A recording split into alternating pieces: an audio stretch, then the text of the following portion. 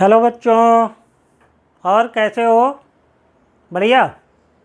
चलो कुछ पढ़ाई भी हो जाए। अब आज हम डिस्कस करेंगे इस वीडियो में क्लास 7th मैथ की एक्सरसाइज 5.1 की बेसिक कॉन्सेप्ट। ठीक है, बेसिक कॉन्सेप्ट क्लियर होने के बाद ही एक्सरसाइज बहुत इजी हो जाती है। ठीक है ना, जब तक बेसिक कॉन्सेप्ट नहीं समझ पाओगे एक्सरसाइज बहुत मुश्किल लगेगा। तो इसमें हम डिस्कस करेंगे आज के टॉपिक में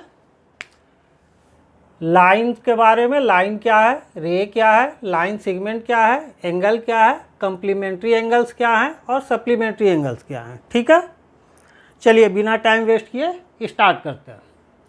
लाइन क्या है? लाइन एक स्ट्रेट पाथ है विथ नो एंड पॉइंट्स। कोई एंड पॉइंट, कोई छोर नहीं है इसका। ये इन्फिनिटी के तरफ दोनों तरफ बढ़ते जाती है। जैसे एक स्ट्रेट पाथ लिए, ये इधर भी इन्फिनिटी के तरफ जा रही है, इधर भी इन्फिनिटी के तरफ जा रही है, कहीं ख़त्म नहीं हो रही है। कोई इसका एंड पॉइंट नहीं है, कोई छोर नहीं है। क्लियर? तो ये एक स्ट्रेट पाथ है जिसका कोई एंड पॉइंट नहीं है, तो ये लाइन है।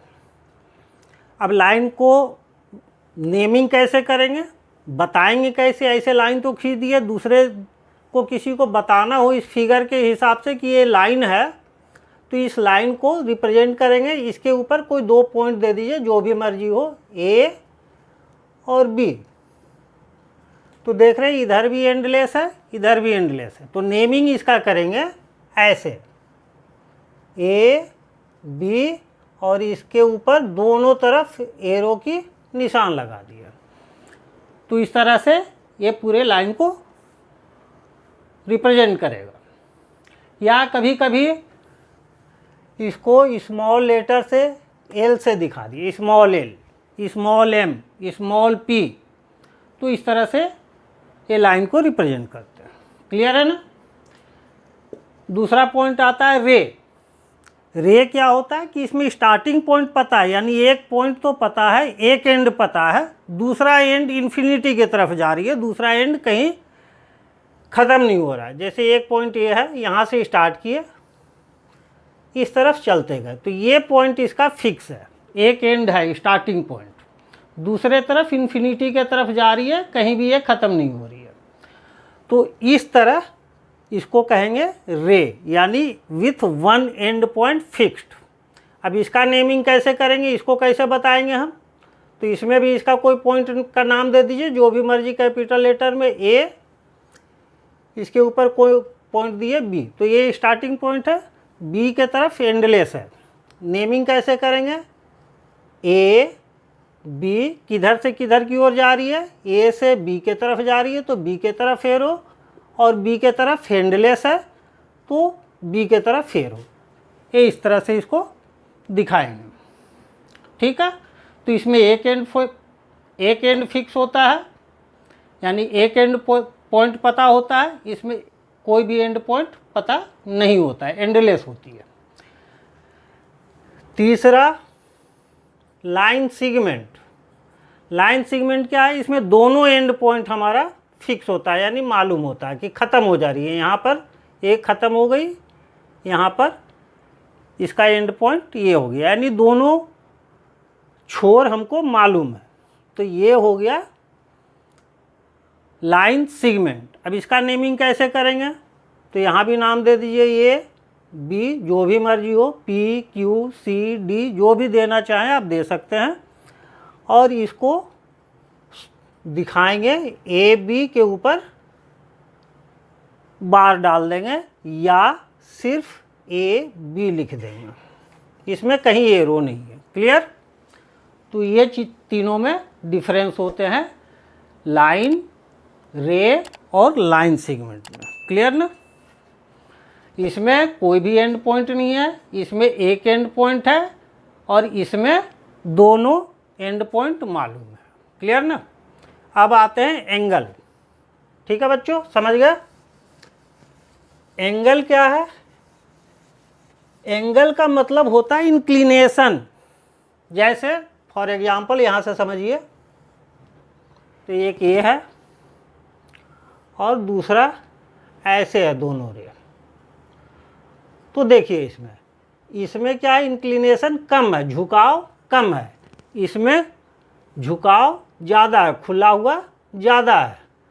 तो इसका कहेंगे कि इंक्लिनेशन ज़्यादा है, इसका कहेंगे इंक्लिनेशन कम है, यानी इसकी एंगल की वैल्यू कम आएगी, इसकी एंगल की वैल्यू ज़्यादा आएगी।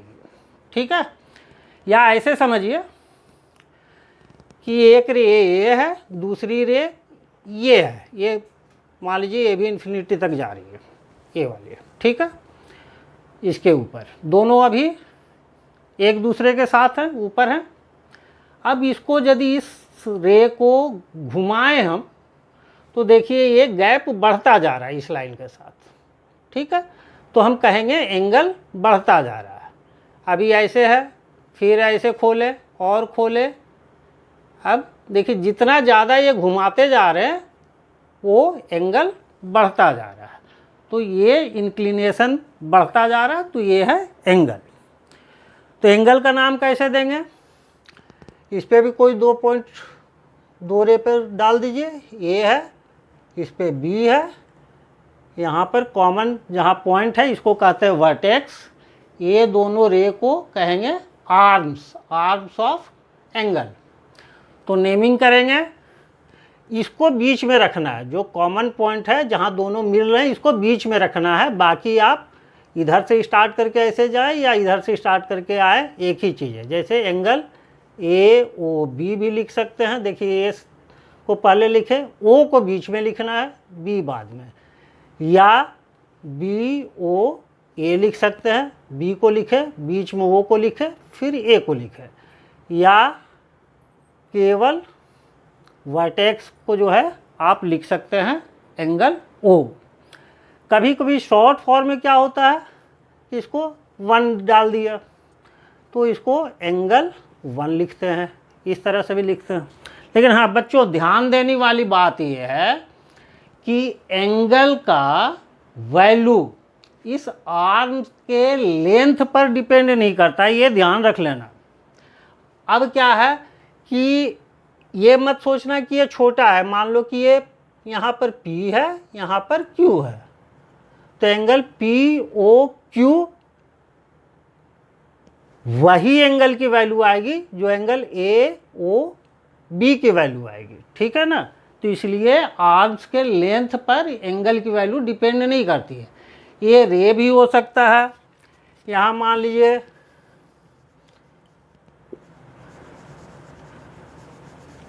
ये जो किए थे ये लाइन सेगमेंट भी हो सकता है, मान लीजिए कि ये था और बी था, तो ये लाइन सेगमेंट है। इसी तरह से ये लाइन भी होता तो ये इंक्लिनेशन यही रहना था, तो ये हो गया आपका एंगल, ठीक है। अब आते हैं कंप्लीमेंट्री एंगल्स। कंप्लीमेंट्री एंगल्स क्या है, जब दो एंगल्स के सम 90 डिग्री हो।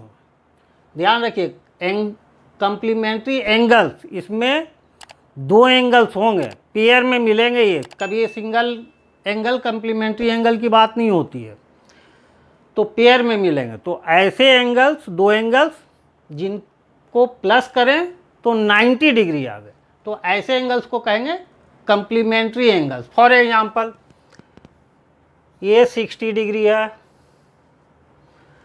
दूसरा एंगल 30 डिग्री है, इन दोनों को प्लस करेंगे क्या मिलेगा, 90 डिग्री। तो 60 डिग्री और 30 डिग्री क्या कहलाएंगे, कंप्लीमेंट्री एंगल्स, ठीक है, इनको कहेंगे कंप्लीमेंट्री एंगल्स, ठीक है। कोई और भी एग्जांपल्स ले सकते हैं, 70 डिग्री 20 डिग्री कंप्लीमेंट्री एंगल्स, ठीक है ना। और इसमें से एक एंगल दूसरे एंगल का कंप्लीमेंट कहलाता है। जब इकट्ठे बात करेंगे तब तो कंप्लीमेंट्री एंगल्स हो गए, दोनों एंगल कंप्लीमेंट्री एंगल्स। यदि 60 को बात करें तो 30 का कंप्लीमेंट होगा, और 30 को यदि हम बात करें तो 60 डिग्री का कंप्लीमेंट होगा। क्लियर ना। तो ऐसे जब एक एंगल को बोलेंगे यदि दोनों एंगल कंप्लीमेंट्री हो और एक एंगल के बारे में बताएंगे 60 डिग्री तो लिखेंगे 60 degree is complementary to 30 degree. Clear. अब आते हैं सप्लीमेंट्री एंगल्स। सप्लीमेंट्री एंगल्स में क्या है कि ये भी पेयर में मिलेंगे, दो एंगल्स होंगे और जब दो एंगल्स के सम 180 डिग्री होंगे तो उसको कहेंगे सप्लीमेंट्री एंगल्स। ठीक है। क्या दोनों एंगल को प्लस करने पर 180 डिग्री आना चाहिए। फॉर एग्जांपल ये है 120 डिग्री, दूसरा एंगल है 60 डिग्री, दोनों को सम करेंगे क्या मिलेगा बच्चों 180 डिग्री। तो जब 180 डिग्री मिलेगा तो 120 डिग्री और 60 डिग्री को कहेंगे सप्लीमेंट्री एंगल्स और सेम वे में 120 को कहेंगे 60 का सप्लीमेंट है और 60 डिग्री को कहेंगे 120 डिग्री का सप्लीमेंट है। ठीक है ना, यानी एक एंगल दूसरे एंगल का सप्लीमेंट कहलाता है। क्लियर। ये आपकी बेसिक कॉन्सेप्ट है एक्सरसाइज 5.1 करने के पहले। अच्छा चलिए अब इस पर थोड़ा सा कुछ डिस्कस कर लें थोड़ा और, बस कॉन्सेप्ट आपका यही डेफिनेशंस है जो समझना है फ़र्क क्या है इन सब में। अब थोड़ा सा आपसे हम सवाल करते हैं इसके लिए। ये बताइए कि क्या दो एक्यूट एंगल कंप्लीमेंट्री एंगल्स हो सकते हैं। एक्यूट एंगल्स, राइट एंगल्स और ऑब्ट्यूस एंगल के बारे में आपको पिछले क्लास में मालूम है, फिर भी एक बार सुन लीजिए। 0 to 90, 0 और 90 के बीच में यानी 90 से कम, ठीक है ना, 90 से कम, 90 डिग्री से कम जो होता है एंगल उसको कहते हैं एक्यूट एंगल। जो एग्जैक्ट 90 के इक्वल होगा उसको कहेंगे राइट एंगल और जो 90 और 180 के बीच में एंगल्स की वैल्यू होगी तो उसको कहेंगे ऑब्ट्यूस एंगल। 90 से बड़ा और 180 से छोटा। अब इसमें हम ये बात करें कि क्या दो acute angle, two acute angle complementary हो सकते हैं क्या, तो आपका आंसर होगा यस। क्यों? क्योंकि सम दोनों को मिला करके 90 आना चाहिए, तो दोनों 90 से कम होंगे तभी जा करके वो 90 डिग्री आएंगे। ठीक है, जैसे 45 दोनों एक्यूट एंगल है, प्लस करेंगे तो 90 डिग्री आ गए। एक 60 डिग्री एक 30 डिग्री, दोनों एक्यूट एंगल है, प्लस करेंगे तो कंप्लीमेंट्री एंगल्स हो जाएंगे। यानी यस कंप्लीमेंट्री की बात कर रहे हैं हम। ठीक है।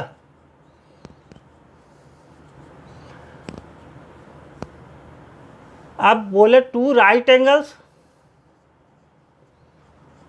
होंगे कंप्लीमेंट्री, तो नो, क्योंकि राइट एंगल्स का मतलब होता है 90 डिग्री। दो को राइट एंगल को प्लस करेंगे तो 180 डिग्री, यानी 90 से ज़्यादा हो गया, तो ये कंप्लीमेंट्री एंगल्स नहीं होंगे।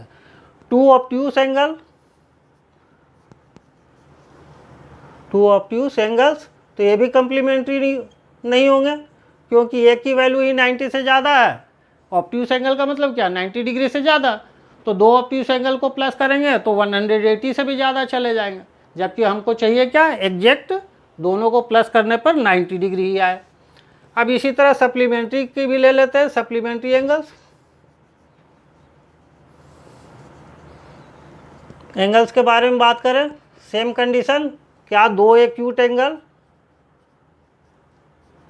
सप्लीमेंट्री होंगे, बताइए कमेंट करके। तो नो, क्यों कि दोनों 90 से कम है, और जब दोनों 90 से कम है तो प्लस करेंगे तो 180 से कम होगा। आप प्लस करके देख लीजिए, कोई भी दो एंगल ले लीजिए, 90 से कम और प्लस कीजिए, 89 कितना आएगा 178, 180 नहीं आया। इसी तरह से दो राइट एंगल्स, बताइए कमेंट करके जल्दी। तो आंसर होगा यस, क्योंकि 90 डिग्री का मतलब होता है राइट एंगल्स, दो राइट एंगल्स हैं तो 90 डिग्री और 90 डिग्री तो 180, तो सप्लीमेंट्री एंगल्स होंगे। अब दो ऑब्ट्यूस एंगल, बताइए जल्दी कमेंट करके, बताइए क्या होगा। अब ऑब्ट्यूस एंगल देखिए, क्या बताया था, ऑब्ट्यूस एंगल 90 डिग्री से बड़ा होता है 180 से छोटा, तो 90 से बड़ा कोई एंगल ले लीजिए और 180 के बीच में। दोनों 90 से बड़ा है तो दोनों को प्लस कीजिएगा तो 180 से ज़्यादा चले जाएगा, तो इसलिए इसका आंसर होगा नो। क्लियर है? अब ये आपको उम्मीद है कि अच्छे से समझ गए होंगे। ठीक है, वीडियो अच्छी लगी हो और आगे आप इसी तरह के इंफॉर्मेटिव वीडियो चाहते हो तो वीडियो को सब्सक्राइब और लाइक कर दीजिएगा।